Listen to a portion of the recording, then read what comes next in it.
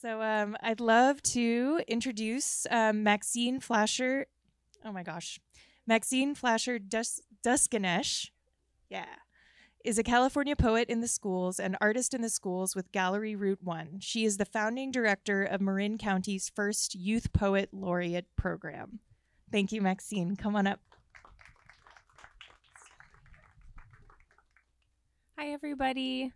Can you hear me? Okay. Excited to be here. The Youth Poet Laureate program was actually started this past year. It started in April once we got funding from Marin Community Foundation, Mill Valley Library, Urban Word NYC, and also California Poets in the Schools. So this program wouldn't be possible without those amazing sponsors and partners. I'm really excited to introduce to you the youth poets for today. Our first youth poet is Clarisse Kim, and Clarisse is a junior at Abraham Lincoln High School in San Francisco. Welcome, Clarisse. Hello. I'd like to begin my reading by saying it's just really an honor to be here. China Camp is stunning, rich in both scenery and history, and standing here now, I can really understand all of the stories embedded in this landscape. And I have to be honest with you, I've never heard of China Camp before I knew I was reading at this event, because I'm actually a San Franciscan native. I grew up on the stories of the resilience of Chinatown despite the chokehold of the Chinese Exclusion Act. And I am equally as blown away by the stories of China Camp. Like, reading the history here, I can see a resilience just as strong, and it's inspiring to hear about the Chinese immigrants and their families building their community here and forging a home of their own. The history of China Camp really resonated with me, and as a Chinese American poet, I constantly write about my past and my language, and the immigrant experience of language and finding home. I thought I'd share 3 poems today that follow these themes. And these 3 poems come from my zine or chapbook, and you can find it in the back. We're trying to raise money for our YPL program. We're trying to produce more chapbooks and really share with the community that poetry can be accessible to all, including youth.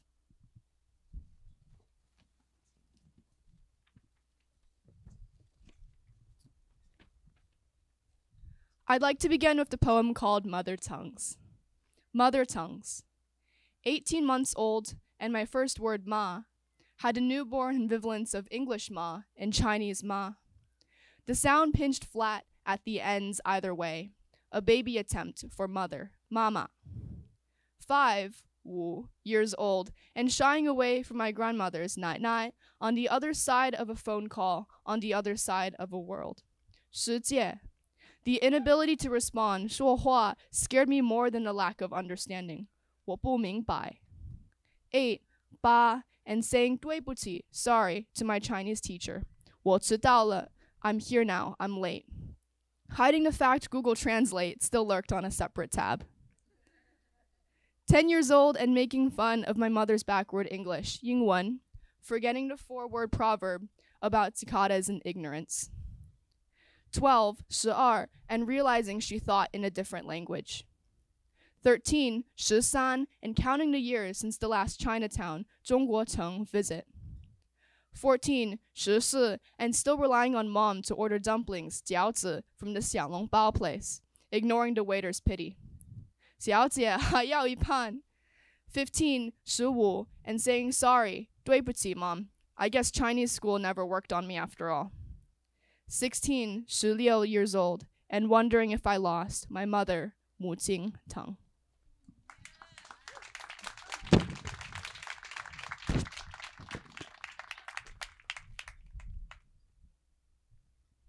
Continuing with the themes about Chinese language, next poem is called Mu, which is the Chinese character for mother. Motherhood is in the hands, ghost touches on the cheek, burn-proof fingertips, knuckles for rice measuring, equal parts water to grain, fingers to tease through salt pepper hair, more salt for the senior discounts, more pepper for the mirror. Hands for clasping, never holding. Incense spitting ash at Chunxie, chopsticks cleansed in tea, a chin bowed before the news. heels ringing out the cramps at 3 a.m. At 4, a quick ode to mint balm and hand cream. The dark sticks under her nails, equal parts silent to breath. An absence of both at the dinner table, a harsh tongue in softer fists. Her palm is astronomy, constellations of veins. She studies her night science, headline pointing to a thumb she would cut off to save you. Heartline circling her ring, more promised than silver. Lifeline smoothed out, kissed at the ends, spelling love, here I am.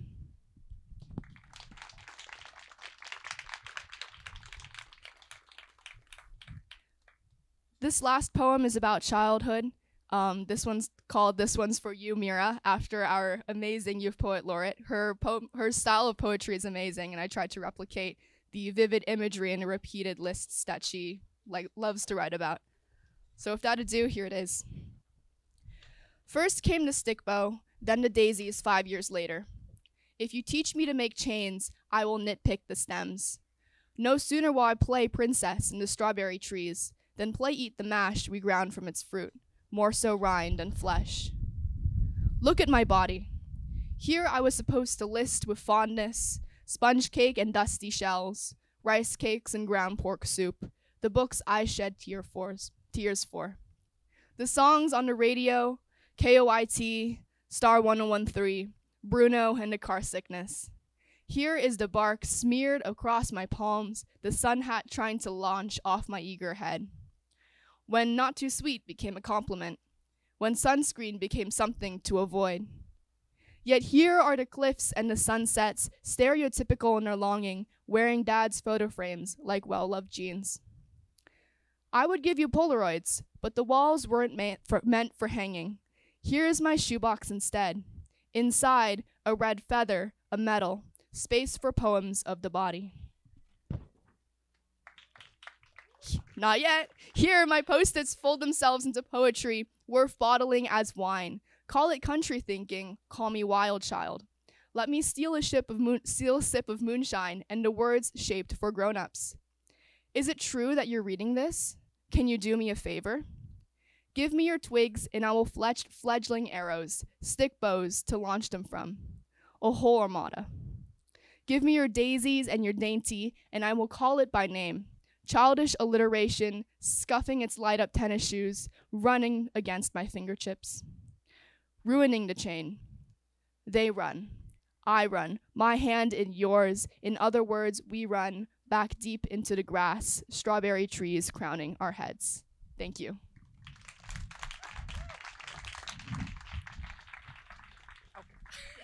Taking your poems. Thank you, Clarisse. I really love the line about the daisy chains. Has anyone made a daisy chain before? I have. So to remind you once more, Clarisse has her chapbook in the back. What is the title of the chapbook? Pruning. So go check that out during our reading breaks. I'd like to announce our next poet, Lucy Bakowski. Lucy is are you a senior at Archie Williams High School? And Lucy has collaborated with Marin Poetry Center for over a year on various projects and readings, and is excited to be here. Welcome, Lucy. Thank you. Thanks for having me. Okay, who's ready for some poetry? My first one is Float, and it's about going with the flow, and I tried to encapsulate the nature here at the state park. Float. Crystal blue, angelic skies, water stretching endlessly, rushing, splishing, splashing. Down and around the bend, an adventure of its own, for we are just visitors here. On the riverside, in this marble propelled by space, constantly in orbit, spinning faster than we can truly comprehend, yet we dare crave immortality, legacies to outlive us, but who will be left when we're gone, to rewrite our stories in the stars? Who will care enough to retell our memories just as we lived? Who will remember what we ate for lunch, or that the bus was 3 minutes late? when there are 8 billion stories and time is just a concept? Not yet. So I suggest we go with the flow around the bend, learning how to float.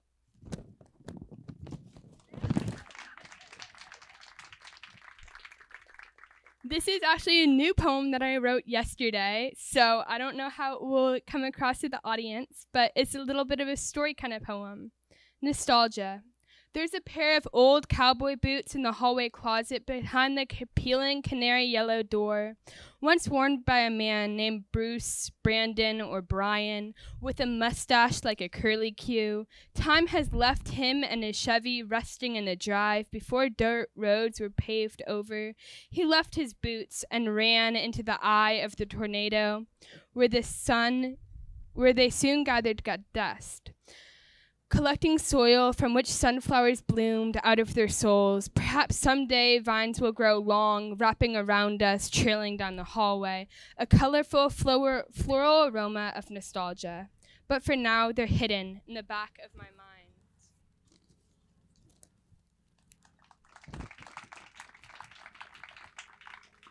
And the last one is called Sands of Poetry. I am drowning in the pages, swimming in a sea of words, strung together with twine and fishing line. I get pulled out to the riptide in an undercurrent of apostrophes, past the breakers of periods and commas. Meet me in between the lines, defied by all time. As poetry pulses through me, I reach for a pen like safety net, eagerly letting out a shaky breath. For I must make something out of my creative soul before I become cremated to sand.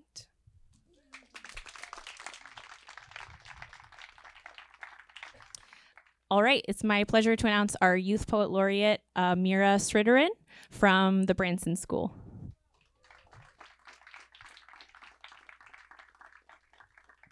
Hi. Thank you, Maxine. And kind of as Clarisse was saying, it's just an honor to be here and an honor to speak at such a wonderful event that's kind of highlighting our parks and the arts. And I know it's been said before, but you should all go buy Clarisse's chapbook in the back. I've heard some of the poetry in it, and it's all really good. So, there's that. The first poem I'm going to be reading today is called Why I Like the Color Red. Sometimes I wear red socks to match my red shoes. I'm not good at coming up with my own words, so I steal them from the world. I take breaths like an hour takes time. I borrow words from my mind. There's an economy for failure, The parade was too long. The convention was too woke. The president is too worldly. The world is too ashamed to admit its own faults. When I cry, so does the sun, and its tears should destroy me, but instead they comfort me. We're all too scared to criticize what's right in front of us, right? Or am I just being mean? Don't let me slow you down. Swim in a sea of English. Bury your thoughts in the page. Live, die, it's all the same to me. What if we all wrote on yellow legal pads? Would that make the world a better place? What would make the world a better place? Complaining certainly isn't doing the trick. Everything is an underlying critique. Everything has an underlying message. Everything is complex. Nothing is as simple as it seems. A dog, a cat, a catfish, a ghost, a zombie. There are red roses in my mind. Or rather, there's a single red rose. Because flowers from the farmer's market are too expensive and flowers from anywhere else are unethical. I bleed from my nose, stain my shirt red, and there are only so many napkins. Can't we go back to the days of bubbles? Are you following my train of thought? Am I being intentional?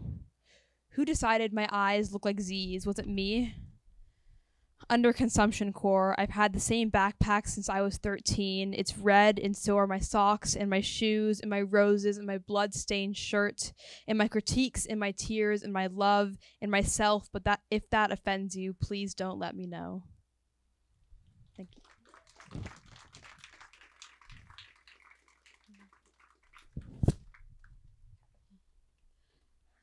And then my second poem is Alive. Yeah, it's also titled Alive. I, impossible, incredible, alive. I hold my lines above my head when I cross the river. The road walks to the exhausted, the aching feet. The water crawls to the throats of the thirsty. The firewood searches for the shivering, chattering jaws. The figure is me, and the shadow is my companion. Let us drink ice from the river to calm our burning stomachs. There are unrecognized lives in poetry. Holy, reasonless poetry, the form that best illuminates the resilience of humans. We glorify the I, paint on the exposed necks of the we, awaken, arise, a mere swing set in the park. Poems stand for poetry, and truth, and quality, and gold, and sweaters, and spines, and we are all of the above. Attention is now.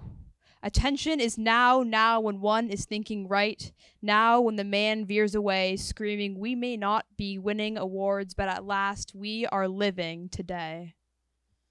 Thank you. How about another round of applause for the youth poets? And thank you to Maxine. Thank you for your help in organizing.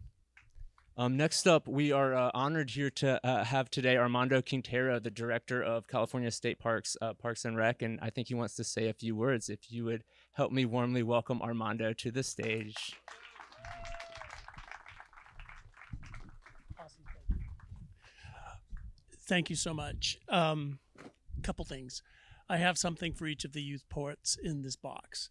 But first, I want you to know that I am still a 5-year-old kid who only speaks Spanish, who wants to grow up to be an artist and work in nature. I've lived in Marin since 1983, and China Camp has been one of the playgrounds for me in all that time. I've hiked here, I've kayaked here, I've mountain biked here, and I've led natural history walks here. It's also the place where I've had many lessons taught to me by the world itself. And one of my favorite lessons was when I was with a group of people about a mile in that direction, hiking beneath the oak forest canopy. And I was ahead of the group, and I came around a corner, and looking over the forest canopy, there was a bay tree that had collapsed. It had fallen open, so there's this hole in the forest canopy. And standing there a few hundred yards away, I could see all this stuff coming out of the hole and going into the hole. And I couldn't tell what it was. And when the group caught up with me, I asked if anybody could tell what that was. And while I was watching, I got a glimpse of what those things were that were flying so quickly in and out and in these long straight lines. They were bees. And we witnessed the origin of beelines.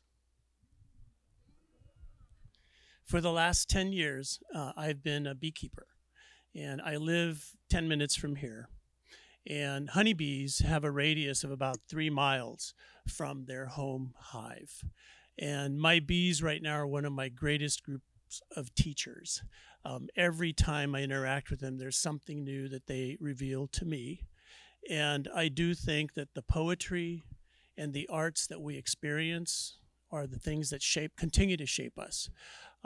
I know that from studies that have been done, that infants, when they're dreaming, are actually mostly lucid dreaming. And what that means is if a child is dreaming that they are running, the area of their brain that is associated with running is lighting up. So infants and into their childhood are actually learning to become human in their sleep. And I think of art, like the poems that we heard from these students that were really magical. I feel like art has the capacity to re-sprout the seeds in us so that we each continue to become more human as a result of the arts.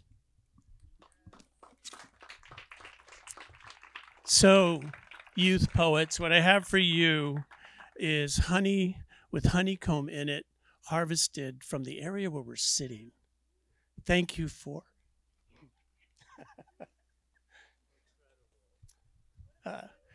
thank you for your nourishment for us. Come on up. Thank you, Armando. You're officially invited to every Quiet Lightning ever. Oh.